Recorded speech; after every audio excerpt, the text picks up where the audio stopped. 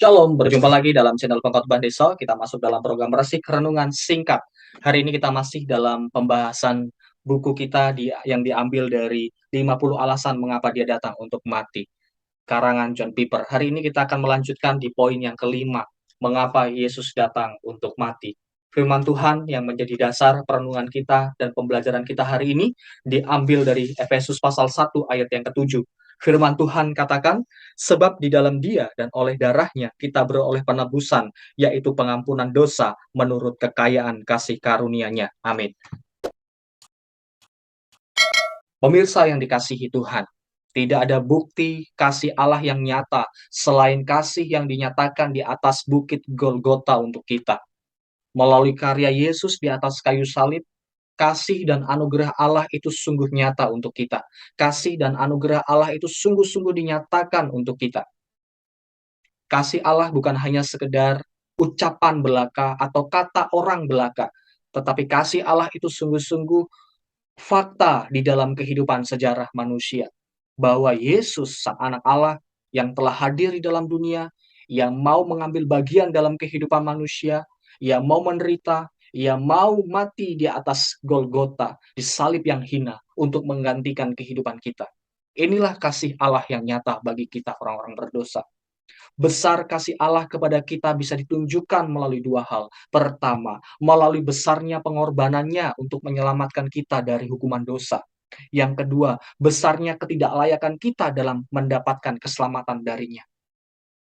Pemirsa yang dikasihi Tuhan, sesungguhnya kita adalah orang-orang yang tidak layak untuk menerima keselamatan ini. Kita adalah orang yang sungguh-sungguh telah jatuh sangat dalam, bahkan sudah mati di dalam dosa. Kita tidak ada kelayakan dalam diri kita. Inilah yang disebut dengan anugerah. Sehingga Allah mau memanggil hidup kita, memilih hidup kita untuk menjadi umat kepunyaannya. Inilah kasih yang nyata, pengorbanannya yang sungguh dinyatakan di atas Kalvari bagi kita orang-orang berdosa. Karya Kristus di atas kayu salib adalah bukti nyata bahwa Allah mengasihi hidup kita, bahwa begitu sangat kaya anugerah Allah dalam hidup kita. Karena ia secara serius menyatakan keadilannya dengan menghendaki anaknya untuk menggantikan kita orang berdosa ini.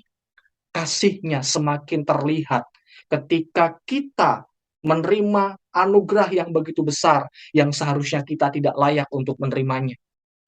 Jadi alasan terbesar Allah mau datang sebagai manusia karena yang ia selamatkan adalah manusia.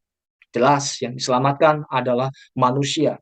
Maka dari itu ia datang ke dalam dunia dalam bentuk manusia, berinkarnasi sebagai manusia, mengambil rupa seorang manusia, dan bahkan menjadi sama dengan kita semuanya, dan bahkan dia disebut sebagai hamba.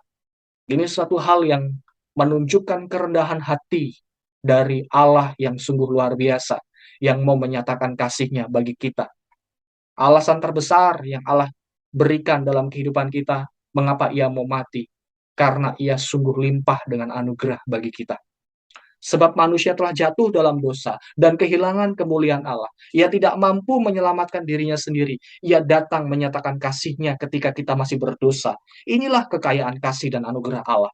Pengorbanan ini ia lakukan berdasarkan kehendaknya sendiri. Bukan karena nilai kita, bukan karena kita layak menerimanya, tetapi oleh karena anugerah Allah semata-mata. Inilah kasih Allah.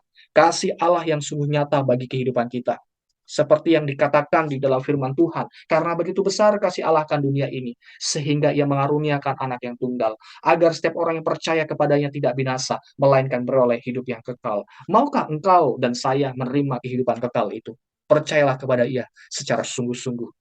Kelimpahan kasih dan anugerah Allah ditandai dengan dinyatakan keadilan yang begitu luar biasa terhadap upah dosa. Pengampunan dosa yang kita terima bukan sesuatu hal yang murah, teman-teman. Ini adalah satu hal yang sangat mahal. Dengan darah Kristus yang sangat mahal yang tercurah di Golgota untuk kita. Di sana ada kasih dan keadilan Allah yang dinyatakan bagi kita orang berdosa ini. Inilah kasih itu. Kasih tidak membiarkan dosa. Dosa harus tetap diadili dan bukti keadilan itu adalah Yesus Kristus yang mau dan rela menyerahkan dirinya untuk mati bagi kita. Dan kasih itu nyata, anugerah itu nyata, ketika kita menerima kasih anugerah itu melalui karya Yesus di atas kayu salib. Teman-teman yang dikasihi Tuhan, mari kita merenungkan hal ini sebagai bentuk respon kita untuk kita terus dapat hidup sesuai dengan apa yang Tuhan mau. Karena karya Kristus telah sangat limpah dalam hidup kita. Karya Kristus telah sangat banyak dalam hidup kita, termasuk pengampunan dosa yang Ia berikan.